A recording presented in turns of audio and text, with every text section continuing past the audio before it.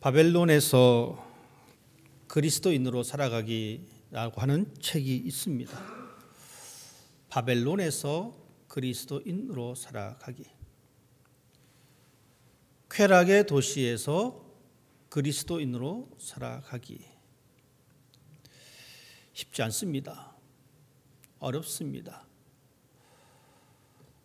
모든 사람들이 흥청망청 살고 있는 그 사회 속에서 허리띠를 졸라매고 산다는 것. 여러분 쉽겠습니까? 참 힘듭니다. 하지만 저자는 이 책을 통해서 그렇게 살아갈 것을 이야기하고 있습니다. 바벨론에서 그리스도인으로 살아가기. 다니엘의 삶을 조명하면서 그는 말합니다. 급격히 변화하는 이 사회 속에서 우리가 어떻게 하면 경건하게 신앙을 지키면서 살아갈 수 있을까?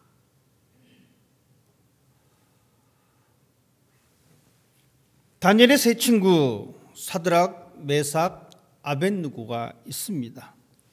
저자는 이 책을 통해서 이 다니엘과 그 친구들을 이야기하면서 무엇을 이야기하고 있냐면 첫째는 정체성을 유지하자라는 겁니다.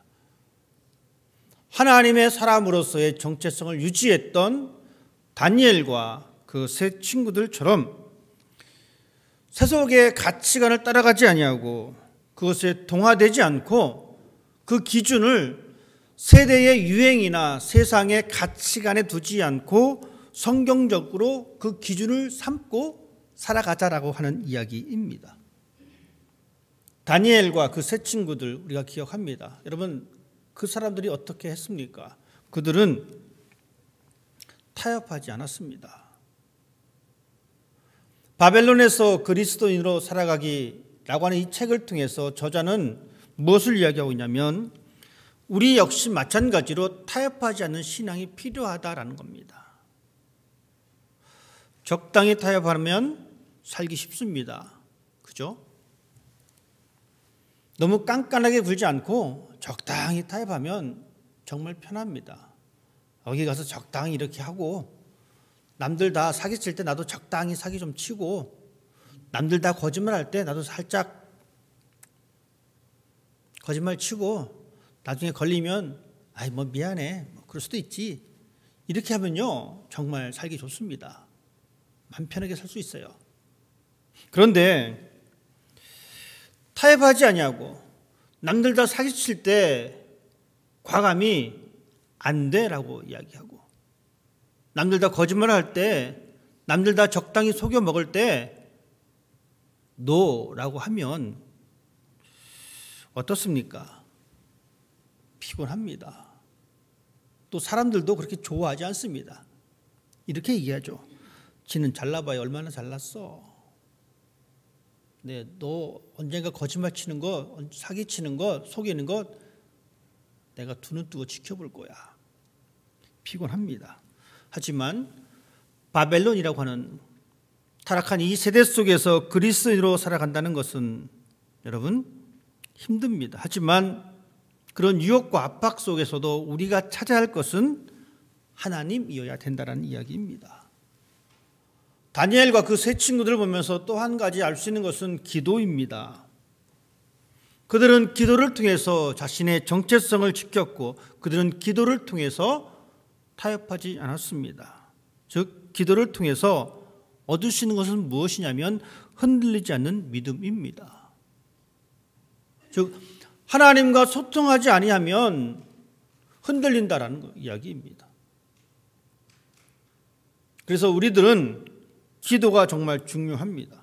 그리고 세상 속에서 영향력을 미치는 삶을 살아가야 합니다. 다니엘, 우리가 알다시피 이 다니엘은 총리가 되었습니다. 즉 그 지도자로서 그는 그의 삶을 통해서 영향력을 내비쳤습니다. 이것처럼 우리들도 하나님을 믿는 사람으로서 직장에서 학교에서 만나는 사람을 통해서 하나님의 뜻을 드러내는 소금과 빛의 역할이 필요하다라는 이야기입니다.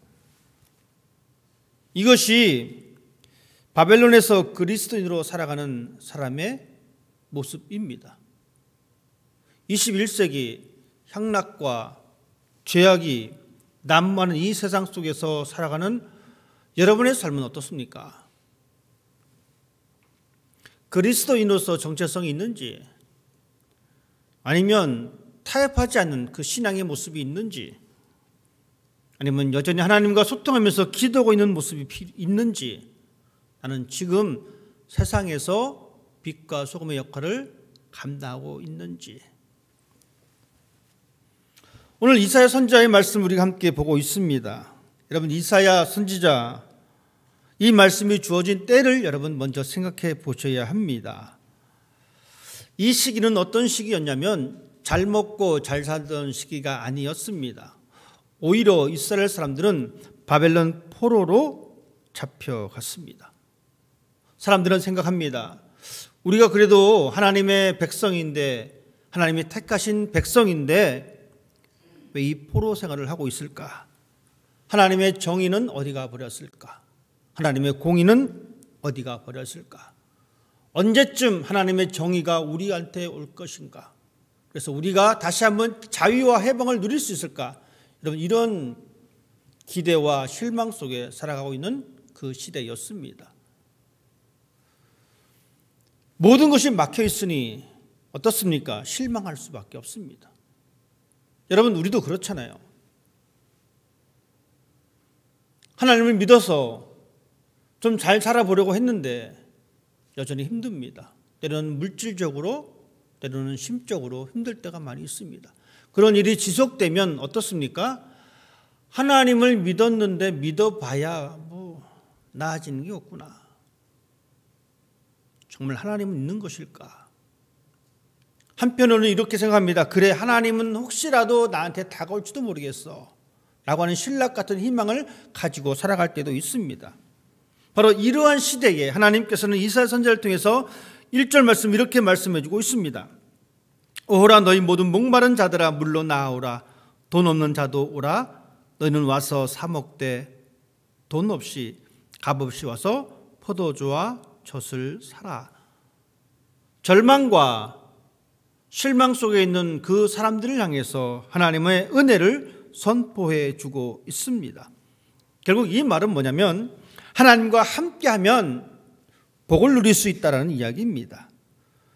그러기 위해서는 하나님의 은혜가 필요하다라고 하는 이야기입니다. 하나님께서는 이 이사야 선지자를 통해서 어떤 은혜의 말씀을 하셨냐면 다 오라는 겁니다. 다 나에게 오라라고 말씀하십니다. 악을 행했을지라도, 죄를 졌을지라도 나한테 오라라고 이야기합니다.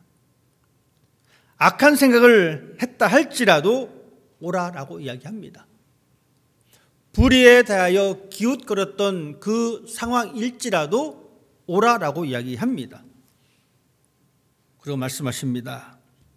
회개하면 용서해 줄게. 하나님께서는 오라라고 말씀하셨고 하나님의 은혜를 주시겠다라고 하시면서 너희가 회개하면 다 누릴 수 있을 거야 라고 말씀해 주고 있습니다. 하나님께서 이렇게 약속하신 근거는 바로 3절입니다. 3절에 보면 무슨 말씀이 있냐면 다윗에게 허락한 확실한 은혜이다. 하나님께서 이렇게 부르신 것은 다윗에게 허락한 약속이 있기 때문에 내가 다 이룰 것이야 라고 말씀하고 있습니다. 여러분, 이 말씀은 예수 그리스도 안에서 맺어진 은혜의 약속으로 드러났습니다.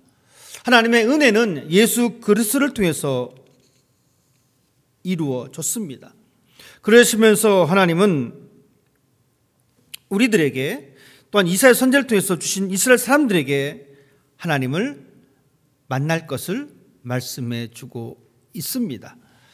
너희는 여호와를 만날 만할 때에 찾으라. 가까이 계실 때에 그를 부르라. 여러분, 하나님을 언제 만나십니까? 모든 것은 때가 있습니다. 전도서도 그렇게 분명히 말씀해 주고 있습니다. 모든 것은 때가 있고 모든 것은 시간이 있습니다. 정말 그렇습니다. 여러분, 생각할 때가 있고요, 행동할 때가 있습니다. 선택할 때가 있습니다. 이런 과정 속에서 우리는 여호와를 만날 때가 있다라는 겁니다. 그게 언제입니까? 하나님을 만날 때가 여러분 언제입니까? 하나님은 하나님이 허용하실 때 만날 수 있습니다. 우리가 만나고 싶어서 그냥 막 만나지는 그런 존재가 아닙니다. 여러분, 대통령 내가 만나고 싶다고 만날 수 있습니까? 대통령이 만나주겠다라고 해야지만이 만날 수가 있습니다.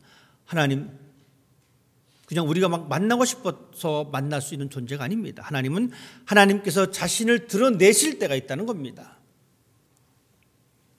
하나님을 만날 그 시간, 여러분 그때가 언제입니까? 그것은 바로 이 땅을 살아가는 시간입니다. 우리의 생명이 있어서 이 땅에서 살아가는 동안 우리는 하나님을 만납니다. 내가 아직 살아있기에 하나님을 만날 수가 있습니다. 여러분, 우리의 생명이 이 땅에서 끝나면 하나님을 만나야 만날 수가 없습니다.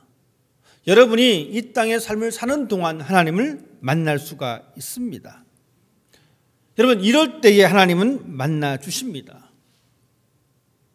그런데 우리는 하나님을 찾지 않습니다. 여러분, 하나님을 얼마큼 간절히 찾습니까? 잘 그러지 않습니다. 하나님을 잘 찾지 않습니다. 왜 그렇습니까? 하나님을 만나야 될 이유를 잘 못 느낄 때가 있다는 거예요. 여러분, 그렇지 않습니까? 하나님 안 만나도 충분히 살만해요. 그렇죠? 그런데 여전히 하나님과 관계없는 사람들이 살아가고 있어요. 오히려 우리보다 더 떵떵거리면서 살아갑니다. 우리보다 더 편리한 모습으로 살아갑니다. 여러분, 우리는 하나님을 만나는 것에 대한 그 이유를 못 느낍니다. 주변에 바라볼 곳이 너무 많아요. 그러니 하나님께 집중할 수가 없습니다. 물론 어른도 그렇지만 우리 아이도 어떻습니까? 아이들이 궁금한 게 많습니다. 이것도 궁금하고 저것도 궁금하고, 그러니 집중을 잘 못할 때가 있다는 거예요. 그럴 때 부모님이 혼내죠. 집중하라고. 우리가 하나님을 만날 때에 하나님을 만나고 싶어도 만나고 싶지 않은 이유가 주변에 우리가 볼 것이 너무 많다는 겁니다. 주변에 관심을 둘 것이 너무나 많다는 거예요. 그러니 다른 것 보기도 바쁜데 언제 하나님을 찾겠습니까?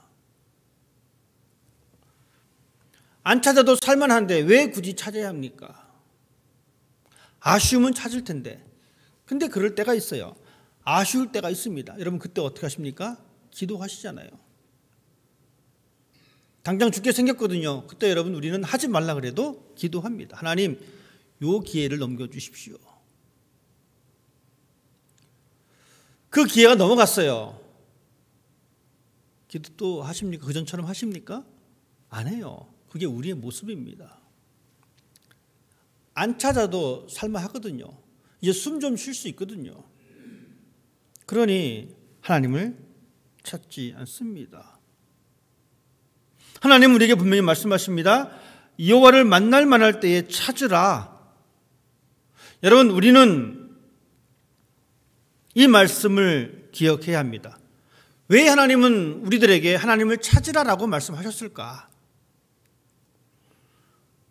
왜냐하면 하나님은 우리를 만나기 위해서 오시기 때문에 그렇습니다. 오지도 않는데 찾으라? 이런 하나님은 거짓말장이입니다. 우리가 믿는 하나님은 신실하신 하나님이십니다.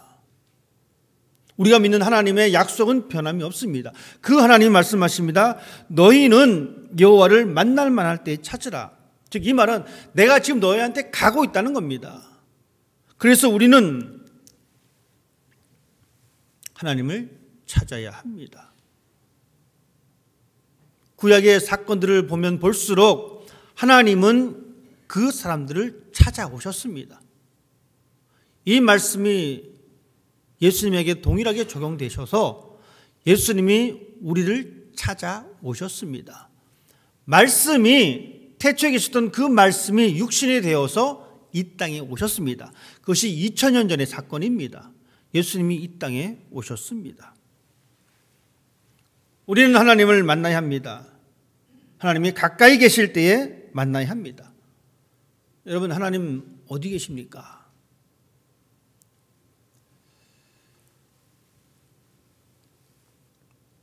이 자리에 하나님 계실까요? 이 자리에 하나님 계십니다. 이것이 우리의 신앙의 고백입니다. 즉, 하나님은 가까이 계십니다. 우리는 하나님을 멀리서 찾을 필요가 없습니다. 우리는 하나님을 찾을 때에 가까이 있는 하나님을 찾습니다. 하나님은 항상 역사의 현장 속에 계셨습니다. 하나님은 가난하고 소외받은 그 현장에 계십니다. 우리가 하나님을 찾기 위해서는 그 현장으로 들어가야 합니다. 아파하며 신음하고 있는, 고통하고 있는 그 현장에 우리 주님은 계십니다. 그래서 우리는 그 자리로 가야 합니다. 여러분, 이것이 바로 그리스도인들이 이 세상을 책임지는 모습입니다. 아픔의 현장에 들어가서 그리스도인의 모습을 드러내는 것. 왜냐하면 그곳에 하나님이 계시기 때문에 그렇습니다. 신명기 말씀은 분명히 우리에게 그렇게 말씀해 주고 있습니다. 내가 오늘 내게 명령한 이 명령은 내게 어려운 것도 아니요 먼 것도 아니다. 가까운 곳에 있다라고 말씀하십니다. 하나님은 우리 가까이 계십니다. 연약한 그 현장에 하나님이 계십니다. 아픔에 있는 그 모습 속에 하나님이 계십니다. 그렇기 때문에 우리는 가까이 계실 때 하나님을 만나야 합니다. 하나님을 만나기 위해서 여러분 무엇이 필요하냐면 간절한 마음이 필요합니다. 단순히 하나님에 대해서 단순한 관심을 갖는 것이 아니라 그 단순한 관심을 뛰어넘어야 합니다. 그래야지만이 우리는 하나님을 만날 수가 있습니다. 예수님께서 길을 걸어가실 때에 수많은 사람들이 따라다녔습니다. 지금도 뭐 유명 연예인이 오면은 어떻습니까? 수많은 사람들이 가서 구경을 합니다. 예수님 당시도 그랬어요. 지금이야 볼 것 많아서 뭐 유튜브 보고 뭐 다른 시간 보낼 수 있지만 그때 당시는 그게 없었으니까 뭐 신기한 일이 벌어진다라고 하면 다 따라다닙니다. 나이 드신 분들 아시잖아요. 옛날에 한국에서 그 천막 치고 뭐 서커스단 와가지고 막 약 파는 사람도 있잖아요. 그러면 어떻게 됩니까? 동네 방네 뭐 다 모입니다.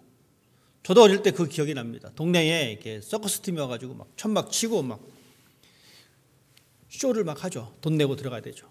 근데 그때는 뭐 돈이 없으니까 이렇게 천막 밑에 이렇게 몰래 기어 들어갔던 기억이 납니다. 예수님께서 기적을 베푸셨어요. 많은 사람들이 모여들었습니다. 이 여인도 예수님 앞에 갑니다. 수많은 사람들이 이 여인 앞에 있었지만, 예수님 앞에 있었지만 이 여인은 예수님 앞에 다가가서 예수님의 옷자락을 만집니다. 왜 그랬습니까? 이 여인은 병을 앓고 있었어요. 부딪히는 그 사람들 중에 예수님께서 가시던 길을 멈추고 말씀하십니다. 누가 내 옷에 손을 대었느냐? 저 같더라도 그럴 것 같아요. 아이, 선생님 무슨 말씀이세요? 사람들이 이렇게 많고 번잡한데 누가 툭툭 칠 수 있죠. 예수님께서 말씀하십니다. 능력이 나갔다. 여러분, 그냥 예수님을 스친 사람과 그냥 예수님과 접촉이 있던 사람과 이 여인의 접촉은 다릅니다. 그 간절한 마음이 있으니까 어떻게 됩니까? 이 여인이 낫게 되었어요. 물론 이 여인에게 나은 것은 중요한 포인트입니다. 우리는 아프지 않으니까, 그죠? 중요한 포인트예요. 하지만 더 중요한 것은 이 여인이 예수님을 만지고자 했던 그 간절한 마음이라는 겁니다. 그 간절함을 통해서 예수님은 그 능력이 전파되었다라는 것입니다. 간절한 마음이 필요합니다. 여러분, 우리가 하나님을 만날 만한 때인데 그냥 스쳐가서 하나님을 그냥 단순한 관심으로 만날 것이 아니라 이 여인과 같이 간절한 모습이 필요합니다. 찾고자 하는 자에게는 하나님은 반드시 응답하십니다. 성경의 이야기입니다. 하나님의 약속입니다. 그 하나님께서 말씀해 주고 계십니다. 간절히 찾고자 하는 자에게 내가 응답하겠다 주께서 말씀하십니다. 너희가 온 마음으로 나를 구하면 나를 찾을 것이요 나를 만나리라.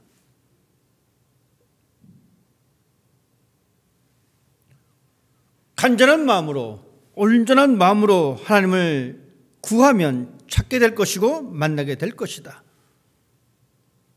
하나님을 만나기 위해서는 죄를 버리고 회개해야 합니다. 이사야 선지자는 절망에 빠진 사람들에게, 바벨론의 그 화려한 삶에 젖어든 그 사람들을 향해서, 21세기 이 화려한 삶을 살아가고 있는 우리들을 향해서 분명히 말씀해 주고 있습니다. 하나님을 만날 만한 때가 있는데, 하나님께서 가까이 계실 때를 우리가 만나야 되는데, 그러기 위해서는 회개하라라고 말씀하시고 있습니다. 악인은 그의 길을, 불의한 자는 그의 생각을 버리고 여호와께로 돌아오라. 그러면 그가 긍휼히 여기시리라. 우리 하나님께로 돌아오라. 그가 너그럽게 용서하시리라. 하나님을 만나기 위해서는 우리는 우리가 가지고 있는 이 불의한 생각들을 버려야 합니다. 하나님을 만나기 위해서는 우리는 우리의 죄악된 모습을 회개해야 합니다. 왜냐하면 하나님의 용서가 있기 때문에 그렇습니다. 하나님의 자비가 있기 때문에 그렇습니다. 하나님의 약속은 확실합니다. 용서하겠다. 내가 너에게 긍휼히 여길 것이다 라고 말씀하신 이 약속이 있다라는 이야기입니다. 하나님의 약속은 이렇습니다. 너희들은 그 약속을 못 믿겠다라고 생각하지만 아니야 라고 말씀하십니다. 내 길은, 내 생각은 너희의 생각과 다르다. 내 길은 너희의 길과 다르다. 하나님의 약속이 확실하다라고 말씀해 주고 있습니다. 그 약속은 결코 허무하지 않다는 겁니다. 마치 하늘에서 비가 내려서 땅을 적십니다. 그 비로 인하여 온갖 나무들이 성장합니다. 열매를 맺습니다. 하나님의 약속은 바로 이와 같다는 겁니다. 그냥 하늘에서 비가 내려서 그냥 사라져버리는 것이 아니라 그 결과가 있듯이 하나님의 약속은 결코 사라지지 않는다. 그러니 나에게 돌아오라라고 말씀해 주고 있습니다. 기억하십시다. 하나님을 만날 만한 때는 우리가 살아있는 동안입니다. 하나님이 가까이 있는 곳은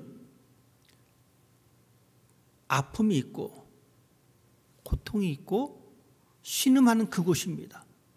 우리가 살아가는 삶의 현장입니다.